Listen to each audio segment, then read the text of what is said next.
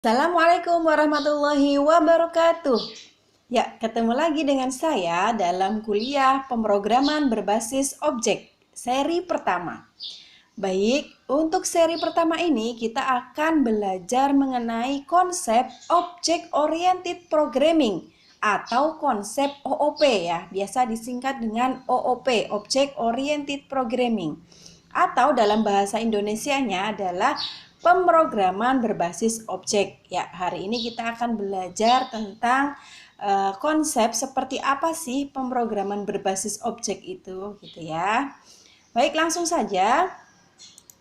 Yang pertama, kita akan membahas atau mengulik terkait dengan pemrograman berbasis objek. Yang pertama, PBO ya atau OOP itu adalah teknik pemrograman modern yang efisien ya. Ini memang sekarang banyak dikembangkan ya terkait dengan PBO. Kalau teman-teman yang sudah pernah belajar framework, nah itu adalah konsepnya PBO atau OOP gitu ya. Saya sebut aja PBO ya, pemrograman berbasis objek gitu. Nah, ini dijelaskan di poin yang kedua, biasanya digunakan pada framework gitu ya. Framework itu contohnya kalau di PHP, kalau yang sudah pernah belajar CodeIgniter atau Laravel. Nah, itu contoh-contoh pemrograman berbasis objek gitu ya. Kemudian teknik pemrograman yang berorientasikan objek ya. Jadi PBO ini orientasinya adalah objek. Berbeda dengan pemrograman terstruktur ya. Jadi kayak lawan-lawannya PBO, lawan katanya PBO itu adalah pemrograman terstruktur ya. Jadi ya, kalau pemrograman terstruktur itu dia akan dieksekusi runtut. Jadi alurnya atau proses pengeksekusiannya itu runtut satu persatu per baris urut ke bawah gitu ya. Kalau PBO dia modelnya berorientasi objek. Nanti ya apa perbedaannya. Kemudian di dalam PBO fungsi dan variabel dibungkus dalam sebuah objek atau kelas yang dapat saling terhubung ya. Jadi kalau di PBO ini kita akan mengenal fungsi dan variabel gitu ya. Fungsi dan variabel itu nanti dibungkus dalam sebuah objek, yaitu yang tadi dikatakan berorientasi objek. Jadi objek itu nanti di dalamnya adalah ada variabel dan fungsi. Nah, gitu ya. Kemudian objek tersebut atau kelas yang dihasilkan akan dapat saling terhubung seperti itu sehingga membentuk sebuah program gitu ya. Selanjutnya, nah ini contohnya ya. Kalau yang dulu sudah pernah ikut di kelas pemrograman algoritma dan pemrograman, kita belajar pemrograman terstruktur. Diingat-ingat lagi, dulu kita sudah pernah belajar tentang tipe data dan fungsi. Nah, ini akan kita gunakan lagi di sini dan kita akan sering banget berinteraksi dengan yang namanya variabel dan fungsi karena objek sendiri PBO itu kan berbasis berorientasikan objek ya, dan objek itu sendiri isinya adalah variabel dengan fungsi begitu ya.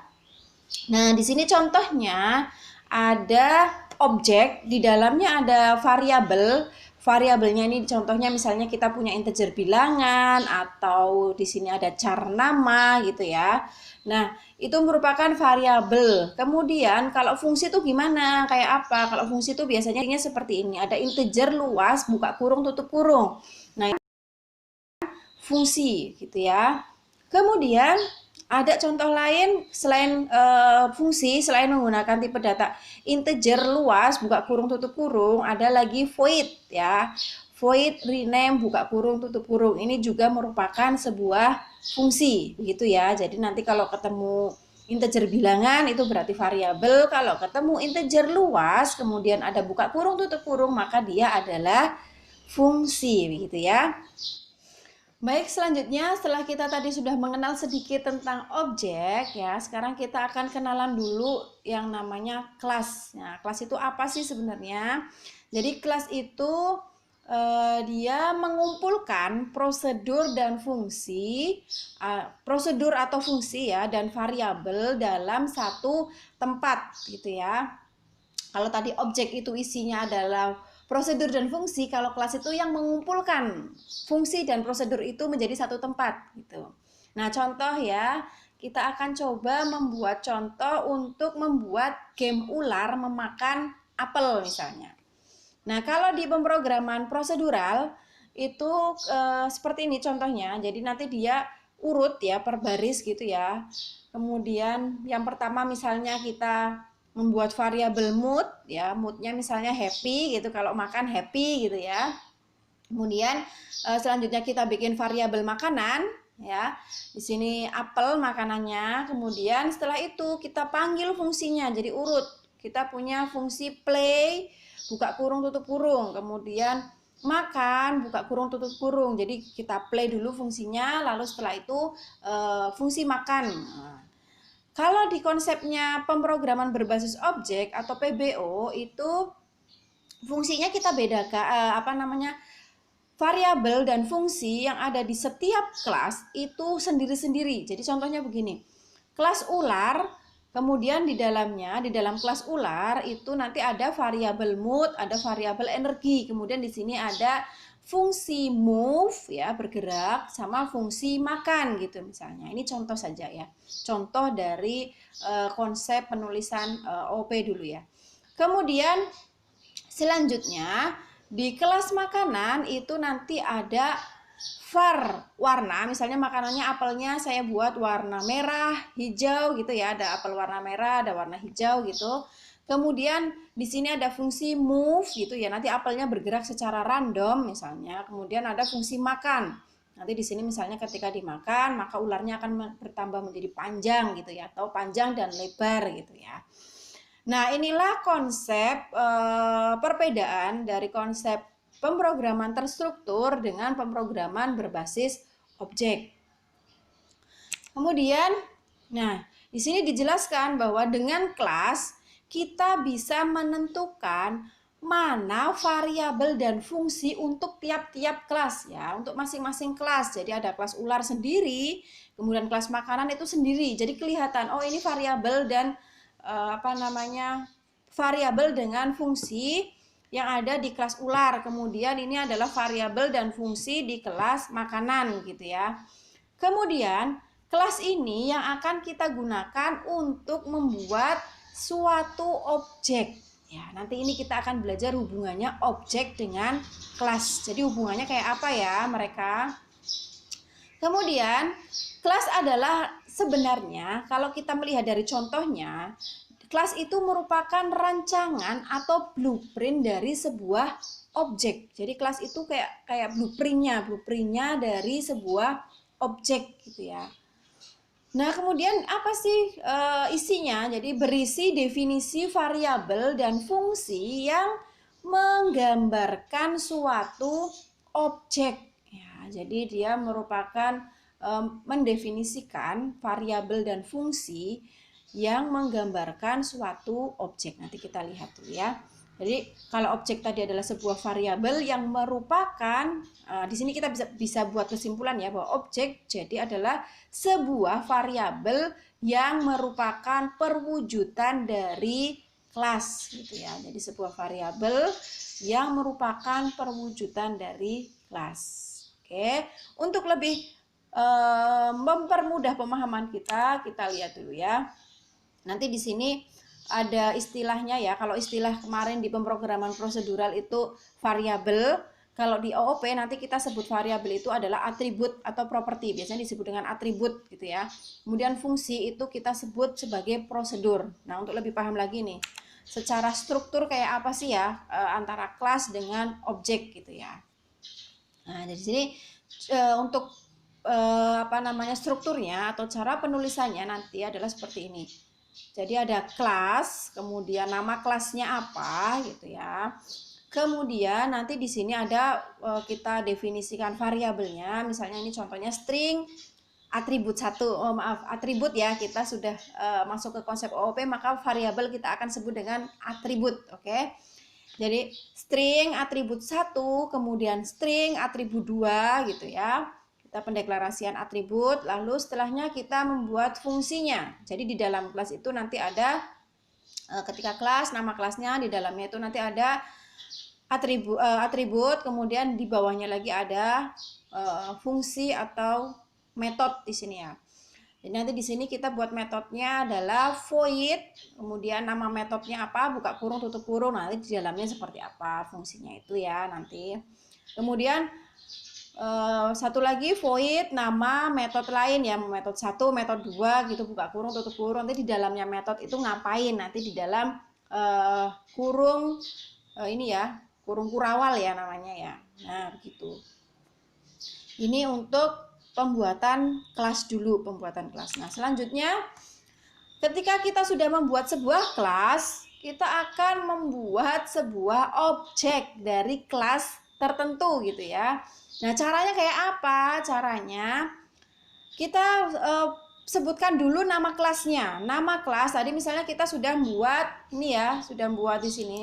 Sini kan tadi kelas, kemudian misalnya ini kita buat nama kelasnya misalnya kelas algoritma, kelas PBO kok algoritma, kelas PBO misalnya. Kemudian kita panggil di sini nama kelasnya PBO, kemudian nama objeknya apa? Misalnya kelas PBO pagi misalnya ya. Jadi nama objeknya adalah pagi misalnya. Nah, nanti new panggil lagi nama kelasnya PBO buka kurung tutup kurung. Jadi strukturnya adalah nama kelas, nama objek, kemudian new, kemudian nama kelas buka kurung tutup kurung. Nah, di sini ada kata kunci new.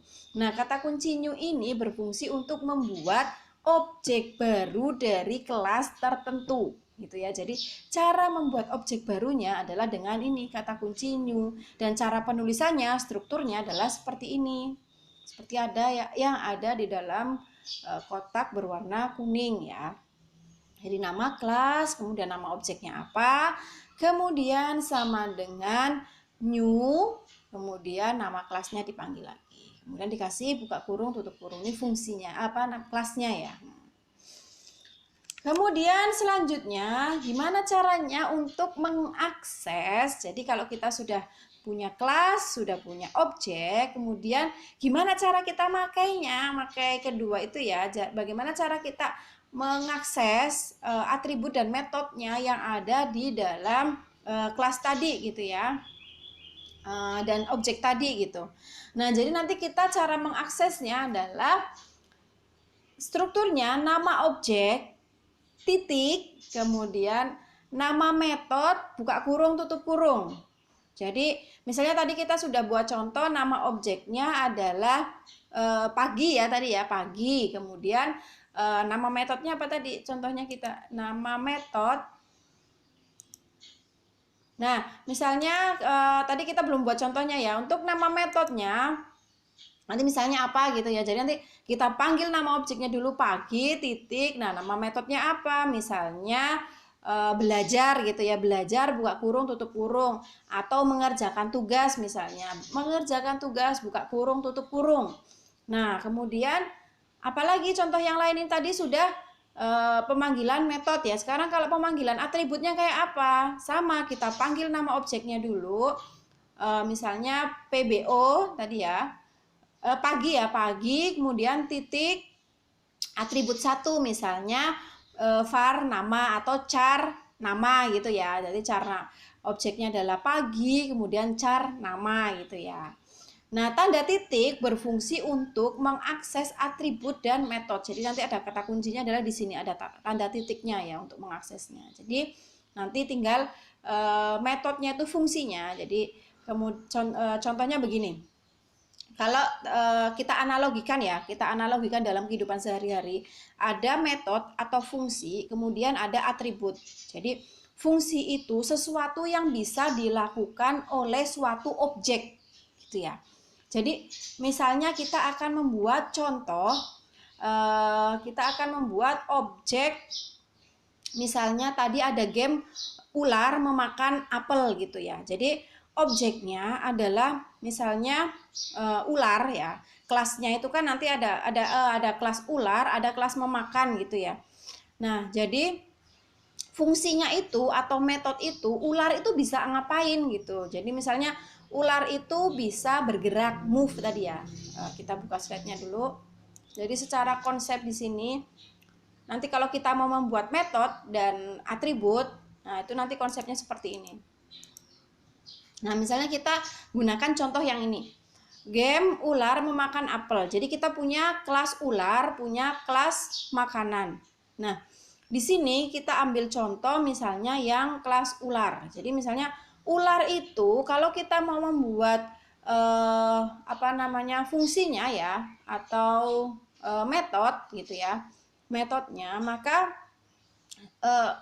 kuncinya atau ciri-cirinya bahwa dia adalah sebuah metode atau fungsi itu sesuatu yang bisa dikerjakan oleh si objek ini ya atau kelas ini ya, objek atau kelas ular ini. Jadi misalnya ular itu kan dia bisa ngapain sih kalau di dalam game ular memakan ikan, memakan apel itu ya.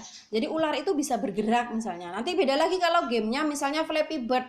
Kalau gamenya Flappy Bird nanti dia bisa lari. Jadi nanti metodenya itu lari, berjalan, kemudian melompat, kemudian misalnya ada yang bisa dia naik, bisa dia turun, itu nanti melompat ya. Jadi intinya sesuatu yang bisa dilakukan oleh suatu objek begitu.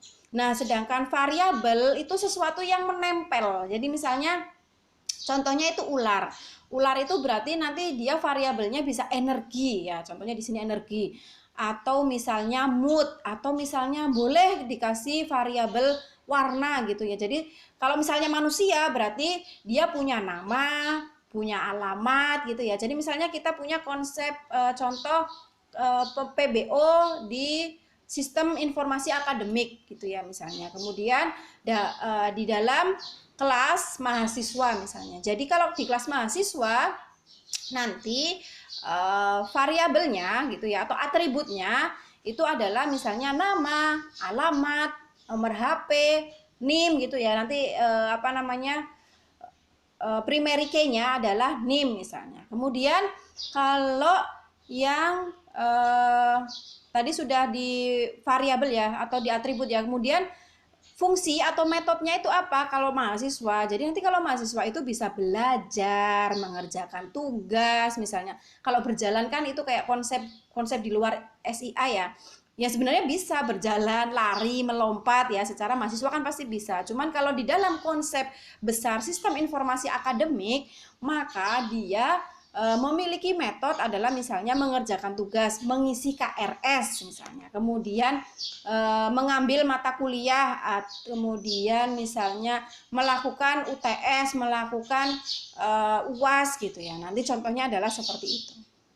Mungkin itu secara konsep dari pemrograman berbasis objek gitu ya. Jadi PBO itu dia pemrograman yang berbasis objek. Nanti di dalamnya ada objek, ada kelas, nanti di dalam objek dan kelas tersebut nanti ada fungsi atau metode, kemudian ada variabel atau atribut, kita akan sebutnya atribut dengan metode begitu ya. Kemudian nanti tadi sudah kita bahas tentang bagaimana sih cara penulisan kelas, kemudian bagaimana cara mengakses, cara membuat objeknya, kemudian bagaimana cara mengakses atribut dan metodenya gitu ya. Nah, mungkin itu saja untuk seri pertama di konsep PBO ya. Nanti kita akan ketemu di seri yang berikutnya, seri yang kedua, kita akan mencoba membuat contoh dari pembuatan kelas dan objek. Nanti masih banyak lagi pembahasan-pembahasan terkait dengan PBO, nantikan di seri-seri berikutnya. Sampai ketemu lagi di seri berikutnya. Wassalamualaikum warahmatullahi wabarakatuh.